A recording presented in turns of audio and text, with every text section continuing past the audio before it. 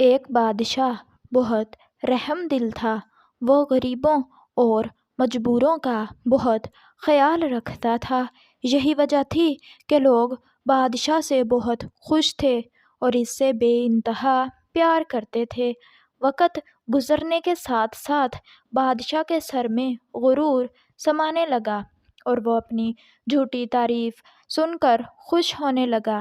ایک دن بادشاہ کے پاس ایک لالچی اور خوش آمدی فقیر آیا۔ اس نے بادشاہ کی جھوٹی تعریفیں کرتے ہوئے صدا لگانا شروع کی کہ ہمارا بادشاہ بڑا سخی ہے، جو کوئی نہ دے پائے وہ راجا دے۔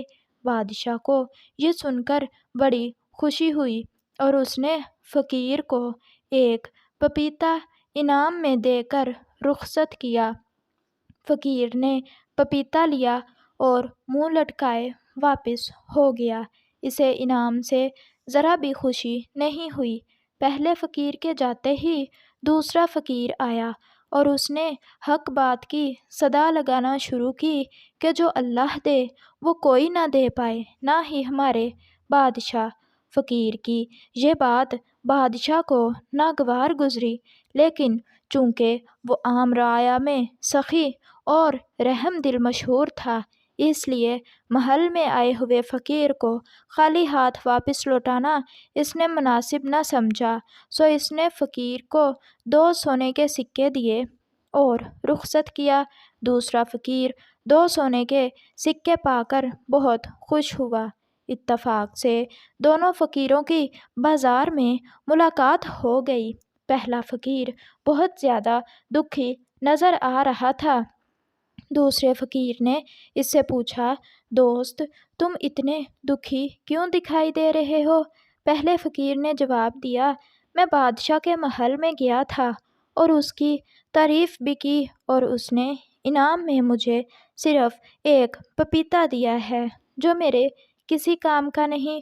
دوسرے فقیر نے کہا، میں بھی بادشاہ کے محل میں گیا تھا اور میں نے ایک صحیح اور سچی بات کہی تھی۔ وہ سن کر بادشاہ نے مجھے 2 سونے کے سکے انعام دیے، جنہیں پا کر مجھے بہت خوشی ہوئی۔ پہلے فقیر نے دوسرے فقیر سے کہا، کیا تمہیں پپیتا پسند ہے؟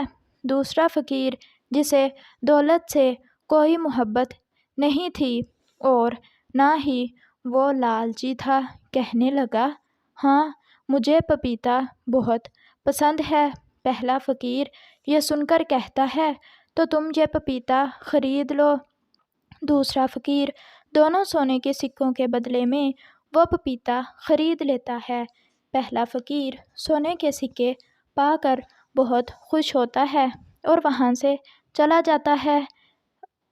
دوسرا فقیر جب اپنے گھر لوٹتا ہے اور پپیتا کاٹتا ہے تو اس میں سے ہیرے جواہرات نکلتے ہیں۔ وہ سمجھ جاتا ہے کہ مجھے بادشاہ کے سامنے حق بات کہنے کا انعام ملا ہے۔ اس سے آگے ویڈیو دیکھنے کے لیے اگر چینل پر نیو ہے تو چینل کو سبسکرائب اور ویڈیو کو لائک کر دیں۔ شکریہ۔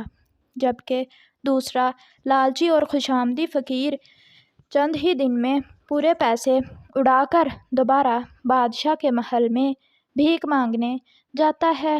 جیسے ہی بادشاہ اس کو دیکھتا ہے تو اس سے پوچھتا ہے، اے فقیر، میں نے تو تیری بات سن کر خوشی میں تجھے ہیرے جواہرات سے بھرا ہوا پپیتا انعام میں دیا تھا، کیا ہوا کہ تو پھر سے بھیک مانگنے لگا ہے؟ پہلے فقیر نے دوسرے فقیر سے ملنے اور 2 سونے کے سکوں کے عوض پپیتا بیچنے کی بات بتائی۔